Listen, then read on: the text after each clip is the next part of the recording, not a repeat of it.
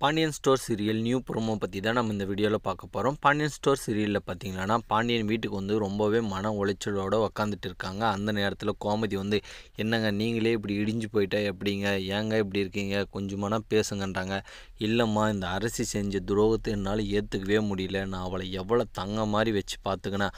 ஆனால் அவள் இப்படி பண்ணுவான்னு நான் கொஞ்சம் கூட எதிர்பார்க்கல. அவள் கண்டிப்பாக என் முதுகுலேயே குத்தின மாதிரியே எனக்கு தோணுதுமா அப்படின்னு ரொம்பவே ஃபீல் பண்ணி பேசிட்டு இருக்காங்க. எனக்கு எதுவுமே வாழ பிடிக்கல, ஏன் இப்படி பண்ணானே தெரியல, எனக்கு யாரையும் பிடிக்கலன்ற மாதிரி ரொம்ப விரக்தியாக பேசிட்டு இருக்கும். கதிர் வந்து சொல்கிறாரு, அப்பா வீட்டில் எவ்வளோ பேர் இருக்காங்க, இதுக்காக நீங்கள் வந்து உடஞ்சி போயிடாதீங்க, நாங்கள்லாம் இருக்கோம் இல்லைப்பான்ற மாதிரி பேசுகிறாங்க. இருந்தாலும் பாண்டியன் வந்து அதை ஏற்றுக்கிற மனநிலைமையிலே இல்லை. அவர் ரொம்ப அப்செட்டாக தான் உக்காந்துட்டு இருக்காங்க. கோமதி ஒரு பக்கம் அழுந்துட்டு இருக்காங்க. அரசி என்ன முடிவு எடுக்க போகிறாங்க, அதிலிருந்து பாண்டியன் குடும்பம் எப்படி மீண்டு வர போகுதுன்றதெல்லாம் வரப்போகிற எபிசோடில் நம்ம பொறுத்திருந்து பார்க்கலாம்.